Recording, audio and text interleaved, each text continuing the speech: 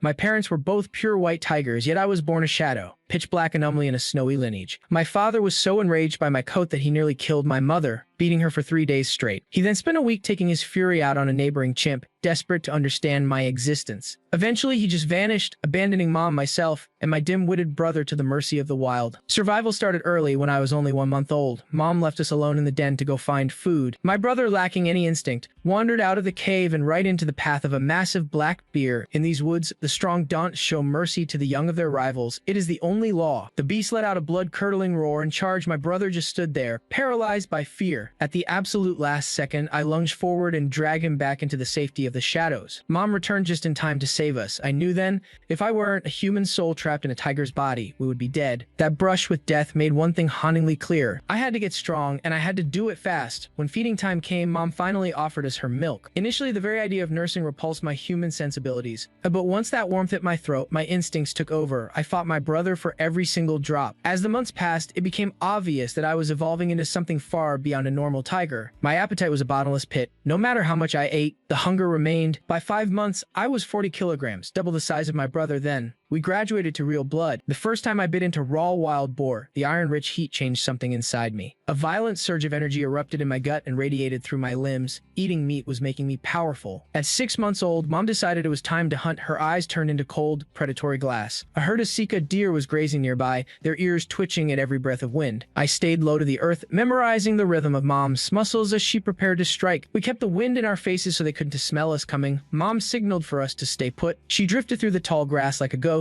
closing the gap to 100 meters with silent precision. Suddenly, she became a blur of white fury, covering the distance before the deer could even react. She slammed into a massive stag, locking her jaws on its throat until the struggle stopped. The entire kill was over in less than 30 seconds. Mom dragged the carcass to us and stepped back. The dinner bell had officially been rung. My brother wasn't ready for the gore. When he tried to nurse instead, Mom snarled and swatted him away. He slunk back into the brush, whimpering like a beaten dog. I didn't hesitate. I devoured my portion and still felt a hollow ache in my stomach for more. With a low, permissive grunt, Mom gave me the nod to finish the rest of the stag. After finishing the entire lower half, that mysterious, powerful heat flooded my core once again. I didn't understand this energy, but I knew it made me feel invincible. For the next few days, we spent every waking hour in the clearing, honing our killer instincts through brutal play. Life felt stable until a bone-shaking roar echoed through the valley, chilling me to my soul. A stranger had arrived, a massive male tiger. Mom went into a defensive crouch immediately while my brother could do nothing but tremble. I didn't sleep that night. For the first time, I truly understood the weight of being hunted by something bigger. Mom began patrolling hundreds of kilometers of our border, refusing to let us leave the den's entrance. When the forest finally seemed quiet, she decided it was safe enough to take us out again. But we soon stumbled upon a sight that stopped our hearts. We found the remains of a 300-kilogram bear, reduced to nothing but a pile of shattered bones. Massive paw prints circled the carcass. A calling card from the intruder. Mom's face went tight with dread. If this stranger could butcher a bear that size, Mom stood absolutely no chance in a fair fight. Not a single drop of blood marked the earth. The stillness was terrifying. I knew then that if we ever met that ghost, we were dead. Fearing for our lives, Mom forced us into the deep, unforgiving shadows of the wild. Haunted by the specter of that rogue male, Mom kept us running until our lungs burned. Then, the nightmare found its voice. A roar shattered the woods. Mom didn't blink. A crushing weight settled deep inside her chest. She sensed a stalker behind us, likely that same invisible killer. We had to vanish into the distance immediately. We bolted, all three of us, sprinting for 2 straight hours without a single breath of rest. We burst through a wall of thick grass into a clearing, and Mom froze instantly. She lunged forward, shielding us with her own body while screaming a savage, blood-curdling warning. 200 meters out, a massive, heavy-set male stood waiting. He was a prime killer, weighing over 600 pounds. My mother was a giant for her kind, but against a titan like this, she couldn't protect us both. She had to act now. She growled, testing his resolve. But the male was unmoved. He approached with a terrifying, calculated calm. He wanted a parley before the slaughter. The two predators locked eyes in a lethal, silent standoff. The air turned to lead. I stayed low in the weeds, watching and praying for a miracle. Then, in a heartbeat, he charged. Mom met his fury head-on. The clash was over in a flash when he spotted a fatal opening. His raw, explosive strength sent Mom flying. She crashed into the dirt, broken and breathless. One more strike would end her. Just as I prepared to flee with my brother, a furious roar shook the trees. Another challenger, to my mother, pinned and dying. That sound was the only thing that mattered. With a thunderous crash, a colossal tiger tore through the brush and into the light. He exuded pure violent authority. He was bigger and far more dangerous than the male standing over Mom. He radiated desire to kill. It was Dad, and he was absolutely livid. No one touches his blood and lives to tell it. Dad narrowed his eyes, his muscles coiling like a spring. He launched himself at the intruder like a bolt of lightning. Watching those two kings tear each other apart, I finally understood the true terror of a grown male. They traded brutal blows, but Dad's sheer mass and wisdom slowly began to break the other male. Dad blinded him with a claw, but the coward swiped at us as he fled, sending me tumbling. He disappeared into the brush. I felt like my entire world was shattering into pieces. Nobody expected the killer to turn tail and run. Dad walked over, his heavy steps softening as he looked at me with a rare,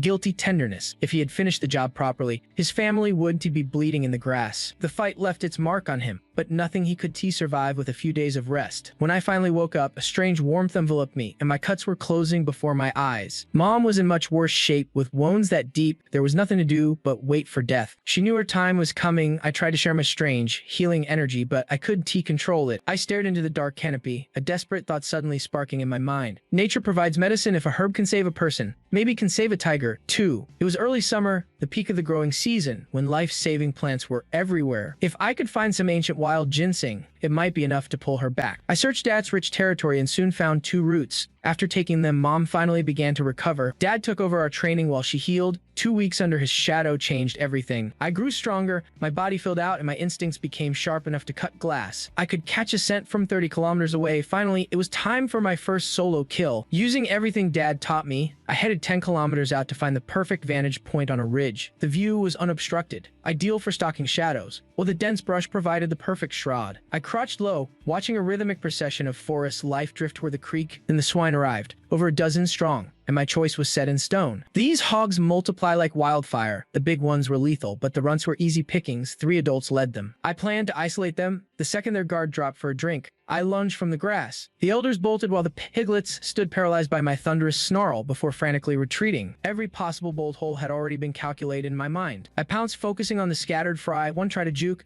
but my past life memories saw right through it. Just it pivoted. I struck hard, and the creature dove right into my maw. The metallic tang hit instantly. Discarding the carcass, I surged forward again. The adrenaline of the hunt was intoxicating. I felt my very anatomy shifting, hardening and accelerating with every explosive step I took. My reaction time eclipsed any beast nearby, fueled by that strange inner fire burning within. If I kept harnessing this inner power to forge my frame, my potential was limitless. But heading back, a foreign stench caught the wind. Not just one. A phalanx of silver wolves erupted from the shadows. Their leader was puny, but their numbers were high. Why were they invading kingly soil? Strange, but hardly threatening. The alpha beta defined challenge at the sky. I didn't want to fight, but this was my father's realm, and they were unmasked intruders. As the prince of these woods, I had to enforce the law on his behalf. I unleashed a gut-shaking roar. The leader buckled momentarily before weighing his odds against me. He saw my youth and the carcass between my teeth. His hesitation turned into cold aggression. Snarling, he prepared for a lethal collision. I wasn't going to budge an inch. I dropped my prizes, pinned them down, and began to feast with mock and deliberation. I glared at the pack with absolute disdain. 2 small pigs. I could have inhaled them, but I shredded them slowly to insult them. The alpha looked rattled. Save face or lose his rank, he barked the command, and the assault began. While the mothers guarded the pups, the warriors fanned out to box me in. The clash was imminent. I fixated on the leader and struck first. They never expected an ambush from the prey. Before they blinked, their leader was flying. The others swarmed my flanks, their teeth tearing into my legs as the melee intensified. Something ancient ignited in my blood. I crushed the throat of the nearest attacker. Snap. The kill was clean. A tidal wave of energy transformed me into a whirlwind of violence. They shattered. A mere cub shouldn't possess such lethality. They fled like cowards into the night. I dragged the trophy home, rumbling out the details of the skirmish to my parents. My father listened, rose with terrifying grace, and vanished into the darkness. As the undisputed sovereign, he allowed no rivals to breathe his air or menace his lineage. I felt a rare sense of security watching him go. My sibling, however, was lost in confusion. Identical blood, yet miles apart in power. A heavy realization of inadequacy crushed his spirit. 60 minutes passed before father returned, towing the mangled leader and his lieutenants. This safety was a lie. We are kings of solitude, monarchs who rule over empty courts. Even our mother would eventually exile us. In this world, blood doesn't buy you home. When darkness settled and the parents slept, I crept out. My brother shadowed my steps. We roamed until a shriek pierced the air. A stray cat was poaching a rabbit nearby. First wolves, now this. The borders of our empire were crumbling from within. Seeing them arrive one by one felt like a death knell. The neighboring woods were screaming. It was time my father earned his keep as king. Back at our base, he caught the scent of that dead lynx. His typical apathy died a sudden, violent death right then and there. Fury consumed him. He stood tall, a terrifying monument of authority. and charged toward the border without a single backward glance. I weighed my options for a heartbeat before slipping into the shadows to follow him. Even my exhausted kid brother found a second wind to keep pace. Our father's kingdom was massive. Checking the lines would take 10 days or 2 weeks. I watched him glide through the brush, a ghost in his own element, perfectly calm and twice as deadly. That was the first time I grasped what absolute power meant. He marked the trees with a heavy scent, warning every interloper that this land was claimed. We pushed along the perimeter until dusk, and I could see even the old man was starting to flag. We barely found a sliver of shade before a shrill scream cut through the silence. My father's gaze locked onto the horizon. His instincts flared, he rose, and suddenly, a spotted predator stepped out. 6 golden eyes pinned that lone leopard to the spot. The cat lost its nerve, spinning in circles and yelping. You could have cut the silence with a knife. These things never travel alone. Right on cue, 5 more of those spotted devils emerged from the thicket. They thought their sheer numbers would be enough to make King of the Forest rethink his position. They misjudged his resolve. More importantly, they forgot the golden rule: never threaten a father while his children are watching the show. He wouldn't look weak in front of us for anything. A thunderous roar shattered the air, aimed directly at all 5 invaders. He hesitated to strike, worried about our safety. The leopards smelled that hesitation and grew bold. Their arrogance returned.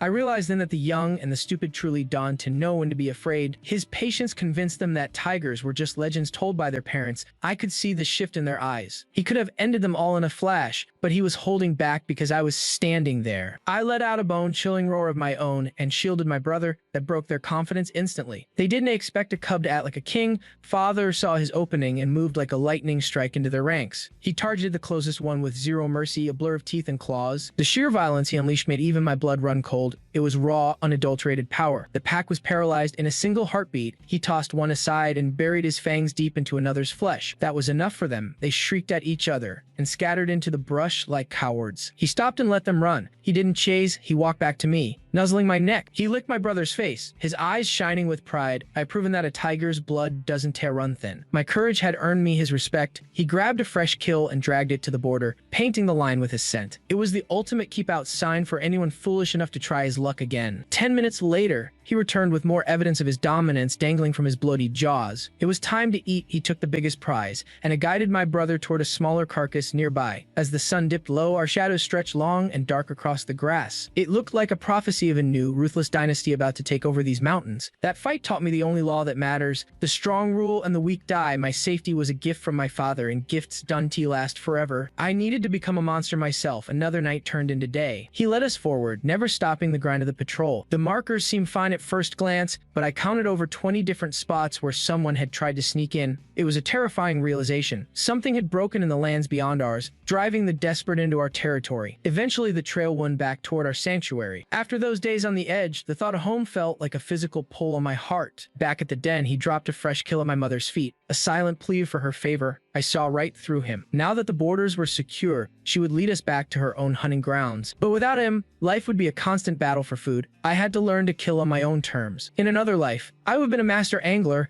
I understood how to set a trap better than most. Wild pigs were the main currency here, plenty of meat, but they didn't come easy. Since they weren't exactly rocket scientists, setting a trap was the easiest way to score. I unearthed 20 or 30 pounds of tubers, stacked them in the kill zone, then hunkered down in the thicket. I was a man once, now a beast, yet my intellect remains intact. That edge makes this predator a nightmare. Soon, a drift of boars emerged with an alpha leading the way. Their caution evaporated the moment they smelled dinner. They started feasting with loud grunts. I picked my mark and slinked through the grass, keeping my chest to the dirt. At the perfect moment, I lunged, shifting past the big ones. I zeroed in on a 50 or 60-pound juvenile, knowing a straight sprint would cut it. I began throwing deceptive shoulder fakes. My first juke nearly tripped me up. By the time I recovered my stride, the pig had gained significant ground. Any ordinary tiger would have thrown in the towel and called it a day right then. Yet this strange power within kept my lungs burning bright. I surged forward with a bone-chilling snarl, closing the gap. That chase dragged on for miles until I finally sank my teeth in and ended it. I returned to a silent den of sleeping kin at dawn. Mom moved us out. Dad stayed behind without a word. To him, we were just a footnote. But as we crossed into Mom's turf, the air felt thick with tension. Fresh, chaotic tracks from a strange tiger were etched into the mud, stalking a mother and 3 young ones. Mom prowled with chilling precision, her bellows echoing through the timber. She was a walking death sentence. She was hyper-focused on the trespasser. Despite their shared motherhood, Mom was in a forgiving mood. 6 miles out, we stumbled upon more evidence of the squatter's presence deep within our woods, including a half-eaten stag. Mom fumed. It was like a burglar trashing your your house and leaving trash on the rug. She marched on, her fury spilling out in rhythmic, guttural screams resembling a refined lady, who finally snapped and started screaming at the top of her lungs in the middle of a busy street. When night fell, she turned silent and instead scaled a ridge to survey the dark canopy below like a gargoyle. Her ears twitched at the slightest stir, the frantic rustle of smaller prey scattering into the shadows. She fixed her eyes on a shadow and advanced. Then I heard it, a distant, low growl maybe 300 yards out. A gaunt tigress waited by the tree line, her gaze meeting Mom's. The standoff was electric. Mom unleashed a verbal assault, but the interloper stood her ground, snarling back with equal defiance. In the wild, there is no room for negotiation. There is only the violence that follows. It was a savage blur of claws and fur, reminiscent of a backyard cat fight but scaled to a nightmare. This wasn't a gladiator match between males, yet it was just as visceral. Blood sprayed, and the stranger began to buckle. The trespasser just did have the frame to withstand Mom's overwhelming power. Desperation couldn't change the inevitable. Mom pinned her down and went for the throat with crushing force. Seeing their mother pinned, 3 tiny cubs scrambled from the brush in a frantic rush. Huddling close, their high-pitched yaps attempted to sound threatening, desperately trying to bluff a giant. Something about those terrified little ones made Mom hesitate, her killer instinct wavering for a split second. She spared her. Empathy exists even in the dark woods, and Mom recognized a mirror of her own life. Eventually, the beaten cat wobbled to her feet. Mom tensed, expecting a final, suicidal charge, and her gaze turned back into cold steel, prepared to deliver the final blow if challenged again. But the other female realized that one more mistake would be her last. She cowered and hit the dirt in total surrender. Mom's facial muscles finally relaxed. Mercy was granted in exchange for her pride, but the eviction notice remained all they had to leave. Mom didn't exhale, and she watched that broken family vanish beyond the border of our range. Yet, the victory left a hollow HE behind her ribs that went deeper than physical exhaustion. That tigress was a widow of the wild. Either she'd been ousted or her mate had met a grim end. Trying to raise 3 mouths in this frozen hell without help was nearly impossible. Despite the reprieve, nature would likely finish what Mom started within a week. I survived by her side for now, eating what she kills. If I outlast this winter, I'll truly become the king. Under the moon, I slip away to reclaim my edge. I ran the same brutal drills from my past life, climbing and sprinting until I felt lethal. I'd devour any wild ginseng I found to keep my strength up. Of course, I usually made my little brother tag along. Near the edge of Mom's woods, a massive shadow emerged. It was him. He decrossed the line to check on us, but as he leaned in, I saw it. A fresh jagiscar sliced across his ribs. Work another male. Dad explained that a savage newcomer had killed our neighbor and seized his entire range. That's why the local wildlife had been fleeing in a blind panic. I figured that desperate female we saw had lost her mate and home in the Chiaz. She was just a refugee wandering into our woods for a meal. Dad had already fought this new alpha once, and the moment he could move, he hurried to us, terrified the killer would come for us next. Mom was tough but no match for a full-grown male. Dad took point on patrol. Music he didn't hold back when talking to Mom. He told her to run if the monster ever showed up alone. We hit the perimeter. No sign of him, but then we saw something truly haunting. A rotting cub lay in the grass. The first victim of this war, music. Even the ultimate predator has moments of pure helplessness. With one dead, the rest were on borrowed time. Dad ignored the stench and searched. Suddenly, 2 kilometers out, a second power emerged and locked eyes with him. Dad let out a thunderous roar. A clear warning shot across the bow. The stranger had a nasty scar splitting his face from forehead to nose. They'd fought before. The scarred male stared us down, then vanished into the pines. He moved like a man who went to start a fight,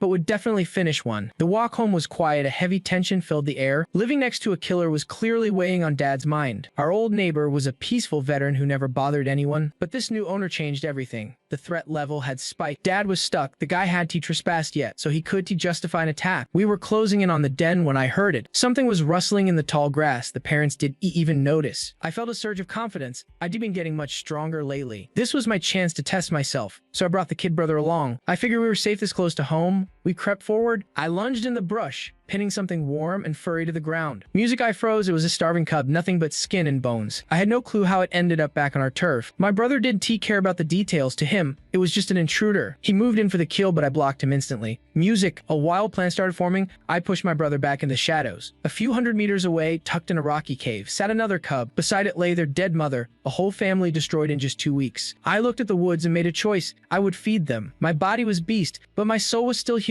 Fate would handle the rest. My brother watched me utterly lost. He had no clue how to process this. Should he snitch to our parents back at the den? He chose silence over betrayal. He sulked in the shadows, baffled that I would ever protect our natural enemies. At dawn, father left. His own borders were vulnerable to any rival. A sudden intrusion. I spent every hour honing my skills through brutal, repetitive training. I hunted larger game as my internal power surged, my body becoming a true weapon. Yet, I knew the path to becoming a master predator was still incredibly long. I had a man's soul trapped inside a massive, feline engine of pure destruction. Fusing human cunning with tiger strength would make me me the undisputed Mountain King. During those weeks, whatever scraps mother provided for my daily meals, I secretly fed those orphans. However, my biggest challenge was only just beginning. Hunting skills are a legacy passed from parent to cub. Eventually, I'd have to teach them to kill, while managing my own exhausting routine. After weeks of blood and sweat, a fundamental shift occurred in my very essence. My physical frame now almost perfectly matched mother's impressive stature. That growth sparked tension. She began cutting my food portions with every single kill. She even started snapping at me during hunts, her patience wearing thin. Her warnings grew louder. She no longer saw a son, but a dangerous rival. A maturing tiger's need to dominate a territory becomes a violent obsession. My growing hunger signaled a threat to her, even before I was fully independent. Our bond withered as we competed for resources, her warmth replaced by icy hostility. This winter might be my last here before she enforces nature's heartless law. Even seeking father's help required a formal permission I didn't yet possess. Blood means nothing to a territorial male. He would kill me without a thought. I needed a plan before the local game disappeared and tensions boil over. I started hunting 30 kilometers away to avoid any further conflict at the den. I didn't expect a stalker. The heavy moose carcass left a massive blood trail. A massive black bear caught the scent and began trailing me through the brush. It was the same beast father had crushed once before, now seeking easy revenge. I wasn't ready for this fight, yet I couldn't abandon my hard-earned prize. Panicking as he lunged, I dropped the meat and let out a savage roar. Though the sound stopped him cold, my size alone made him reconsider his violent intent. Then I blundered, grabbing the kill to flee while he was still frozen. That act of cowardice invited his curiosity. No true predator would ever run away. He realized I was just a frightened cub playing dress-up in a king's skin. Seeing my weakness, the bear charged, and I stood paralyzed by my own mistake. He stood tall, a wall of dark fur, screaming a challenge that echoed forever. My pride flared, and I roared back, refusing to let him see my terror. That reaction confirmed his suspicion. I was a rookie with zero real combat experience. I stood my ground as he attacked, nerves screaming in pure adrenaline. My muscles coiled and struck. I bit deep while his heavy paw slammed home. I wasn't bleeding yet, but the pain only sharpened the beast's primitive killing drive. I danced away, searching for an opening against his thick, impenetrable armor. But this monster was a fortress. My strikes barely seemed to faze him. Abandoning caution, I threw myself into the fray as my inner fire finally awakened. The massive beast finally lost its cool. The second we parted ways,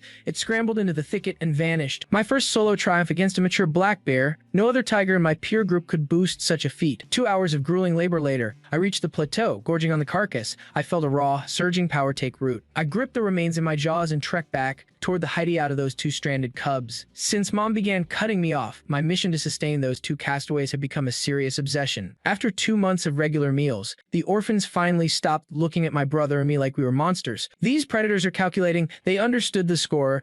If I could mold their loyalty now, I would have brothers for life. I envisioned a future where the most lethal pack in history thrived under my iron-fisted command. Imagine 4 prime tigers hunting in sync. No matter your strength, crossing our path would be your final mistake. I dragged the kill to their rocky threshold. This time, instead of vanishing, I stood my ground to face them. I had to put their loyalty to the test. If they still viewed me as a rival, I was done protecting them. I arrived looking battered and broken on purpose. I needed to see their true colors, even if it meant being vulnerable. Even in this wrecked state, putting them in their place would be effortless. The cubs spotted the meat but ignored it entirely, rushing toward my bloodied frame with frantic, worried cries. One began desperately cleaning my wounds. In that moment, I knew my investment wasn't too wasted on heartless animals. I put on a show acting like I was fading fast while nudging them toward the feast with my last strength. These two innocent things were still completely blind to just how brutal this world truly is. Seeing me failing broke them. They pressed into my fur, showing a level of devotion I had never felt before. With their absolute loyalty secured and their bellies full, my long-term strategy was finally in motion. The impossible dream of a tiger army was actually starting to look like a reality. After my repeated prodding, the two youngsters finally relented and tore into the fresh kill like starving savages. To keep things simple, I dubbed them Tiger 1 and Tiger 2. For now, I could only scrap with a bear. I still lacked the lethal efficiency of a fully grown male. Still, I was now a match for anything mid-sized, like the local leopards that haunted the lower slopes. My brother showed up then,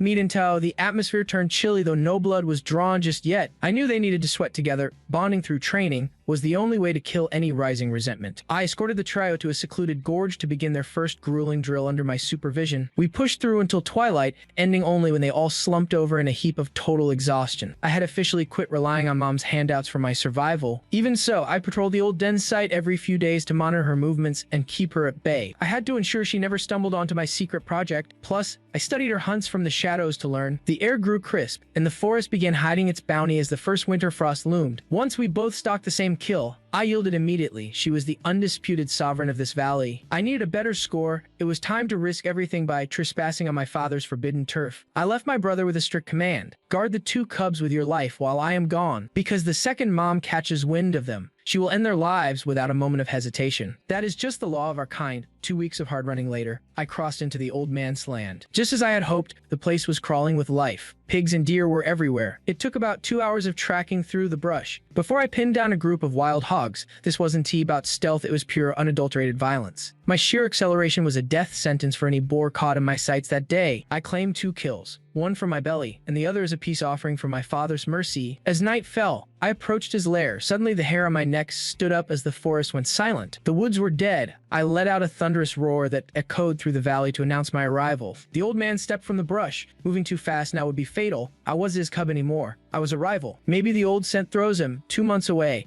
and the little run he knew is now a massive predator. Even a father needs time to process this. I see the bone-deep exhaustion in his eyes. I exhale slowly. I lower my head and back away, leaving the boar as a peace offering. Dad steps up, sniffing my tribute. He wavers. He looks from the meat to me. I stay dead still. No hurry. For our kind, a son killing his father for land is common. He knows that music after an hour. He nuzzles my fur with a low rumble, then drags the boar into the shadows. His warmth fades, but he grants me hunting rights here. For now, his reaction was both predictable and shocking. I expected a brutal fight or instant exile. Instead, he leaves a door cracked open, albeit silently. Music. Perhaps the surrender is his final act of love. I understand. Gaining power is the only path, even if it means being cast out. No regrets. I walk on trembling legs. In this moment, I feel that crushing isolation every lone hunter must eventually face. Without family, the world gets wider. His mercy means I won to starve this winter. Mission accomplished. Heading back, I stumble upon a dead leopard in the clearing. Pure dread spikes through my chest. I pivot instantly, music, and sprint away. Forget luck, my gut says run. So I do. I cross the border into mom's land. Relaxing for a second, a sudden terror freezes my brain. A massive male tiger stalks behind me, eyes cold and flat. I force my shaking muscles to stop. He's been hunting me a second slower, and I'd be a corpse right now. I stand my ground, staring him down with equal malice. I'm tattooing this moment in my mind. I'll return for his head when I'm grown. Music, but then a fresh horror strikes. A furious scream echoes from where I left the little ones. No, my heart drops. I race toward the den. Music there, my brother cringes as mom bristles with lethal rage. Despite her terrifying growls, he refuses to budge, remembering my instructions. For the first time, he defies her with a roar. She stops, stunned by his shaky challenge. She's shocked her own blood would turn to her. Music, this is a total disgrace. When he blocks her again, her restraint snaps. She sends him flying 30 feet with one blow. She stalks toward the orphans, one step at a time. Music, I leap in just in time. I stand between them. I bark a warning, hating the thought of fighting her, but she isn't listening. Her teeth sink into my shoulder. I take the pain without fighting back. The taste of my blood snaps her out of it. Even a tiger won't eat her own. A sliver of love remains, though my protection of these outsiders confuses her. Confusion flickers across her face until she finally makes a grim choice. With one last gentle call, she departs forever. My brother sees the truth. He chases her, but she shoves him off and keeps walking. My heart feels like lead. Abandoned by our own mother, I knew exile was coming. Just not today. I did what I had to.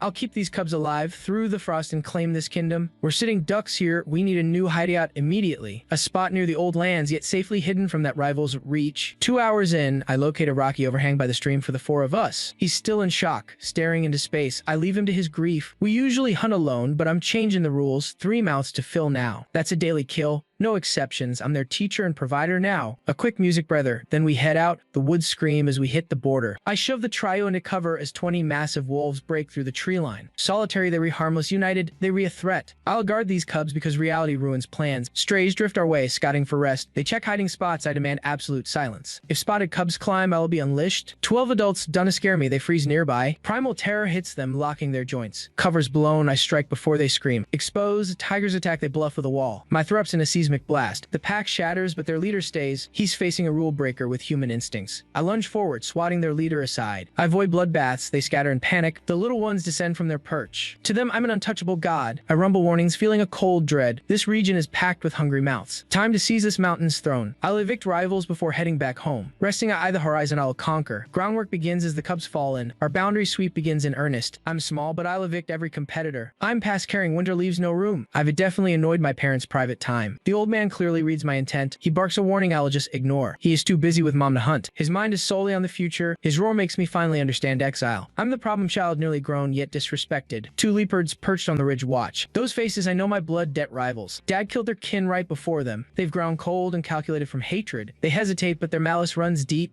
At dusk, those shadows block our path. I'll make examples of these bold survivors. They want blood for their fallen sibling. I roar, waiting for them to move. I'm massive for youth, yet ignored. They split up to flank me instantly. The forest watches. I must dominate now. They strike with lethal precision. Two brothers who've turned survival into a bloody art form. When I lunge at one, a heavy impact rattles my ribs. The other shadow is already flanking. I ignore the teeth. My thick layer of winter fat makes their bites feel like pinpricks. If I manage to sink my teeth into one of them, it ends. I missed the first one. These cats are faster than I expected, and I am pushing hard. Every time I snap at a throat, they vanish until I finally find their rhythmic flaw. I sell a massive bluff to draw them in, then pivot at the perfect heartbeat. I crush a spine in one bite. My power equals a full-grown female Amur tiger. The snap echoes loudly. The survivor stares at his broken brother and loses his nerve. He flees into the dark, realizing a juvenile shouldn't possess this kind of lethal strength. I stay with the cubs. My dominance is now a clear warning to every local predator. From now on, only a kin of my own kind would dare to challenge me. The threat neutralized, I lead the pack back into the deep forest for our patrol. A scent hits me. Dad is watching from the ridge, silent and ghostly in the trees. His gaze is heavy and cold, a wordless passing of a very dangerous torch. At the border, a stranger's roar shatters the peace. A new male claiming what isn't his. A few minutes pass in silence. Then a second challenger roars, answered by Dad's thunderous voice that shakes the very earth. That sound means safety. I finally let the breath out of my tight chest. With the old man in his prime, no outsider is taking this land without a massacre. Dad is the absolute apex. He is the strongest tiger roaming these mountains right now. I hug the perimeter, respecting the lines while I hunt for the source of that noise. I need to see this drifter. He is likely a young rogue looking for a weak king. He is circling the edge of our world, throwing out threats to see if anyone flinches. If the resident king shows even a spark of weakness, this wanderer will move. Seeing him is survival intelligence, but a cold sense of dread begins to hollow me out. A predator's sixth sense is the only compass that matters in this frozen wasteland. I send the others away and stalk the roar alone. 2 kilometers in, I see him. He is a lean engine of muscle. Seeing him makes my blood boil with unexpected rage. He senses my ghost and looks my way, passing so close I can smell his heat. He has the weight advantage for now, a full-grown fighter in his peak physical years. I kill the urge to attack. Charging him now would be a fatal, adrenaline-fueled mistake. In 6 months, I will be the monster that haunts every shadow in this entire forest. My hunger for blood is changing. I am losing the man and becoming something far worse. With Mom busy raising a new litter, I have turned her entire territory into my playground. One afternoon, while I am training the cubs, the air suddenly turns violent and loud. From the neutral zone, roars roll through the valley like waves of pure, concentrated hatred. It is a war. 2 males are tearing each other apart, and I am racing toward it. A territorial execution. I have never seen a real one, and I crave the front row. 10 kilometers later, I reach the high ridge and look down at the bloody Chiaz. One fighter is the young rogue I spotted earlier, finally making his play for power. His opponent is our quiet neighbor, the one who has always respected our borders. The drifter decided the peaceful old neighbor was a softer target than my father. They fight like titans on their hind legs, painting the white snow a deep crimson. When the claws are not enough, they go for the throat in an act of total brutality. In the brutal world of Amur giants, mercy is a death sentence. As the shadows begin to lengthen, beyond the initial explosion of claws, it becomes a grueling test of grit where any stumble is fatal. Every predator in the brush is watching, knowing a public execution makes the victory far more absolute. Both are drenched in blood, yet the surrounding killers watch with a terrifying kind of respect. 30 minutes into this hell, the reigning king finally hits his limit, his front leg hitching slightly. He tries to mask the pain, but the drifter has already sensed the weakness. A shadow strikes. The throne shifts to the younger brawler in a heartbeat. There is no doubt. That bite ends everything. A new sovereign has emerged, claiming the territory before the previous king's blood has even cooled. Looking at the broken mess of the loser, I realize exactly how high the stakes truly are. This is why I play the long game, sharpening my claws in silence until I am ready to seize my own destiny. I will outshine Dad. I will rule this wilderness like a true sovereign, systematically crushing rivals and then forcing them to serve under my command. With 3 hungry mouths to feed, the clock is ticking and the pressure to hunt is overwhelming. I need a kingdom large enough for all 4 of us, even if it means crossing dangerous borders. Between Dad and 2 new monsters in the area, one wrong turn could be my absolute last. Naturally, the thing I fear most is exactly what finds me. I barely sit down before heavy footsteps warn me of a massive male, perhaps the one Dad maimed before. I have always suspected that one-eyed beast was hiding a twisted, human-like malice inside. I scramble up the ridge to watch. It is him, but his behavior is chillingly calculated. He is carrying a fresh tiger skull, heading straight for the boundary between Dad and the new drifter. My composure shatters. My worst nightmare is starting to take a very physical, terrifying shape. If he plants a trophy on Dad's turf, the consequences will be be absolutely catastrophic, then it hits me. The one-eyed tiger is orchestrating a war, deliberately baiting Dad into a lethal confrontation. Even if the young drifter cannot win the fight music, he will leave Dad vulnerable enough for the one-eyed freak to finish him. The thought turns my blood cold. I remember enough from my human life to know no wild animal should be capable of such music. Psychological warfare, I shadow him for 10 minutes until he emerges from Dad's territory with empty jaws. The skill's gone. It is a ticking time bomb now. The second Dad finds that provocation, a bloodbath is legally guaranteed. I cannot explain the frame up to Dad directly, but I cannot watch him walk into a trap. As I move to intervene, a thunderous roar stops me cold. That is Dad. I sprint toward the sound, desperate to stop the inevitable. But I am already too late. Dad stands over the skull, his gaze radiating a pure, freezing kind of hatred. To him, this isn't a boundary dispute. It is the ultimate insult and an open declaration of war. A monarch's dignity cannot be mocked. His roars make it clear that blood is the only answer. If I step into his line of sight now, I will be the first thing he destroys. Our bond is frayed, but I am truly terrified by the one-eyed tiger's brilliant and evil mind. This level of scheming is beyond what any ordinary beast should possess. Is he a soul like me? Dad is a powder keg, and the fuse is lit. The one-eyed beast set the trap. The drifter provided the spark, and Dad is walking into the fire. Pure rage has taken the wheel. Meanwhile, the young drifter is busy marking his new home, blissfully unaware until a terrifying war cry shatters his peace. The kid's newfound confidence vanishes instantly. A rival is screaming at his door, demanding blood. Having just won his crown, he cannot afford to back down. I watch Dad charge across the border,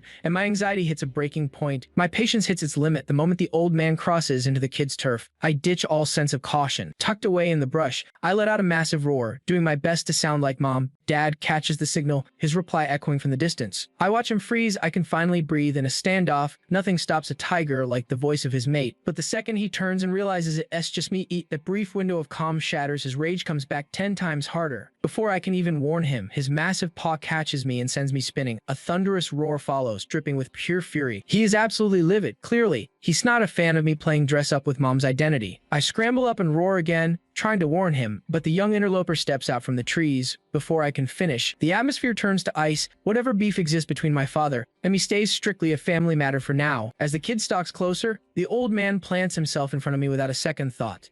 Two titans lock eyes in the clearing. The lethal fire in their golden eyes burns hotter every second. Meanwhile, I keep a sharp eye on the dark tree line. My gut tells me that one-eyed devil is lurking nearby, probably savoring every second of this mess. Moments later, both tigers go from 0 to 60. Charging at the exact same time, my old man is a battle-hardened pro. The second the drifter goes for a bite, the old man's heavy paw meets him with perfect timing. The kid takes the full force of it. Pure terror flashes in his eyes. He shakes off the cobwebs, resets his stance, and hurls himself at Dad with everything he has. Same result. Music. Dad reads the move before it even lands, sending him reeling back with another casual swipe. Being played with like a cub stings, the humiliation is thick enough to choke on. Twice music. Now, two charges met with two casual backhands. His face is on fire and his pride is shredded. The young buck snarls, pacing like a caged beast and hunting for an opening. That's when I spot him. The one-eyed fan of music, perched on a ridge 2 kilometers away, silently presiding over the chaos unfolding below. I watch the showdown, desperate to step in, but terrified of making things worse. My father isn't planning on showing any mercy. He starts hunting for a killing blow. His tactical knowledge goes deep, leagues beyond anything this rookie could ever handle. He sees his shot without a moment's delay. The old man launches his massive frame toward the wanderer. He hangs in the air like a growing eclipse, completely engulfing the smaller tiger in a blur of fur and muscle. Buried under the old man's weight with fangs at his throat, the kid finally realizes the suicide mission he signed up for. The pure dread in his gaze is almost tangible. If he survives today, he'll never dare set foot near this territory again. After an eternity, the old man lets go and delivers a bone-chilling scream right into the kid's ear. A final violent ultimatum. He lets him live. There's a strange, silent code of the land that governs these blood feuds between rivals. By then, the one-eyed spectator has already melted back into the brush. I had no idea that as soon as we cleared out, that scared ghost would creep back in without a sound to taste the fresh blood staining the forest floor. He stalks the site, confirming every single drop belongs to the beaten challenger, and something dark flickers behind his cold stare. Pure disdain, he leans down to sniff a few stray hairs left by my father. The ice in his single eye hardens further. Suddenly, 3 months have slipped away in a heartbeat. During that stretch, the young drifter would occasionally show up at the border, leave a quick scent and vanish. But one afternoon while out with my little brother, The woods felt different. Something was wrong. I diverted my path to check the wanderer's usual spots. Something music felt broken. Even when he lived in fear of my parents, that kid never missed a chance to mark his turf. Now the trail is cold, it doesn't add up. When a dominant male stops claiming his ground, there's usually only one reason why. The realization hits me like a physical blow, especially when I recall that one-eyed freeze bizarre interest. My stomach drops. Music driven by a bad feeling, I press deep into the heart of his range,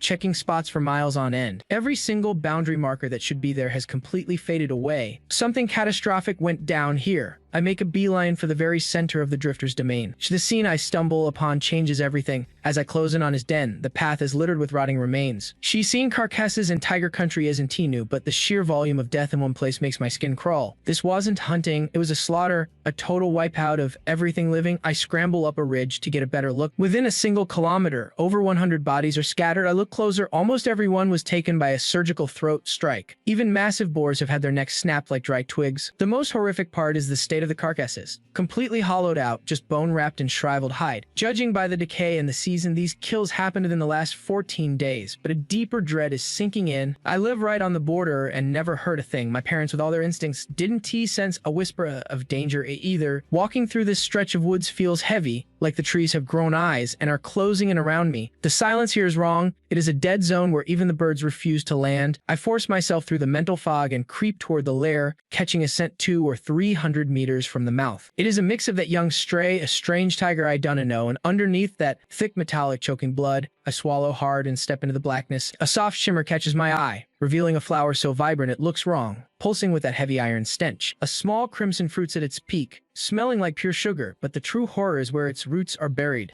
1,000 tiny veins have tunneled into the young tiger's body, pulsing as they work through his marrow. They are literally drinking him dry to feed the blossom. It is a nightmare that defies every law of nature I know. My head swims as that sweet scent hits me again, and I watch my own paw step forward against my will. My reality shatters into neon signs and skyscraper shadows. Memories of the human life, a life behind before this rebirth, come rushing back. I stare down at my limbs, and the heavy fur is gone, replaced by 5 trembling human fingers. Something warm and familiar calls to me from the light ahead. I reach out to ask who they are, but a cold spike of terror stops my heart, and I freeze. Then a jagged pain rips through me. My eyes snap open to the same grim reality. I am still an amber tiger in a dark hole. My body is the same, but the parasite has already started its work, sinking its needles through my fur and into my veins. I glance toward the back of the cave. The young male who is whimpering just mogo is now a hollowed-out shell, exactly like the wasted piles outside. Pure survival instinct kicks in, and I slash at the vines with my claws, but they feel like unbreakable steel cables. I bury my fangs into the tough stalks, biting down with every ounce of pressure my jaws can muster. I choke back the disgust and grind through the fibers until they snap, feeling a sudden heat explode through my chest. There is no time to process the sensation. I have to move while those vines are still stuck in my skin. I can shake the plant off, so I just rip it from the earth and sprint out of the cave, dragging the whole thing behind. I don't slow down until I've crossed back into my mother's safe zone. Thinking about the bit I swallowed, I tear into the plant again, and my mouth is instantly flooded with a thick, sugary syrup. The stalks turn hard as stone, or my teeth as a strange, violent power begins to howl inside me. The plant shatters in an instant, and as that sweet nectar hits my gut, the energy inside me turns into a total wildfire. It is moving through my blood 10 times faster than anything I have ever felt. My entire frame is shifting. Whatever is in that liquid is jacking my internal power into overdrive. This sudden surge of raw strength is almost too much to handle. It is addictive. Behind me, the one-eyed tiger ghosts into the empty den I just escaped. He freezes instantly, realizing the crimson prize he was hunting has vanished. He catches a lingering trail, the scent of a rival, and begins the hunt, his own past clearly tied to that cursed flower. By now, I have devoured the whole thing,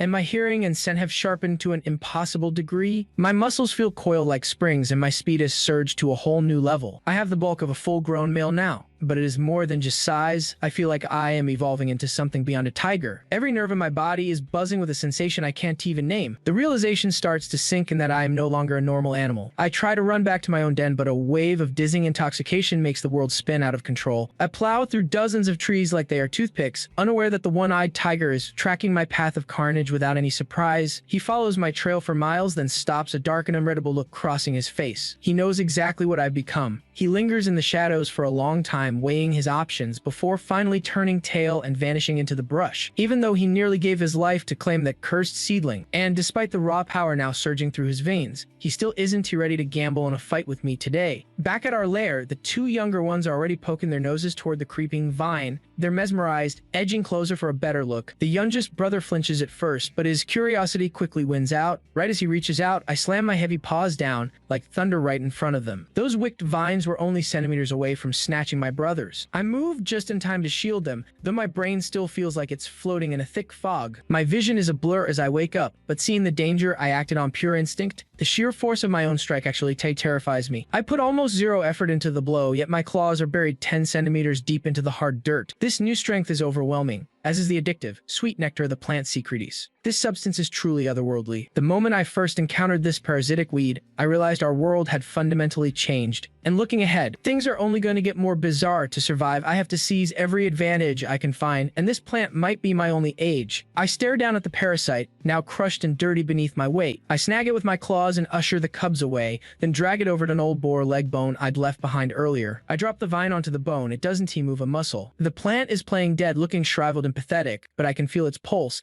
It's all a calculated act. I stay silent. I lean in close and slowly, deliberately begin grinding my serrated teeth together. A clear and violent warning. With my current bulk and this newly amplified physical power, if I were to chew through this vine like I did before, I would shred it into a million pieces. And that would be the end of the story. Like a blade being drawn from a sheath, the vine goes from limp string to iron wire in a heartbeat. Under my watchful gaze, it stabs its roots deep into the marrow of that boar bone with terrifying ease. I watch it like a hawk. It punctures the solid bone without any resistance, burrowing in to drain whatever nutrients are still hidden inside. Thinking back on what I've witnessed, the reality of the situation hits me. I have no clue what else this thing is capable of doing. If this plague spreads through the valley, it will be a death sentence for every living thing here. The cubs can't wrap their heads around it. They don't understand why their brother was just seizing on the ground, making guttural noises while something oozed from his mouth, only to wake up acting like a stranger. They just pace around me in circles, staring at the unsettling scene. I shove the three of them aside and keep my focus locked entirely on the parasite. The crimson fruit at the top has turned pale, and the thick stems look withered and starved, but once those roots anchor into the bone, tiny sparks of light begin to gather at the base, surging up through the stem and bleeding into the fruit at the crown.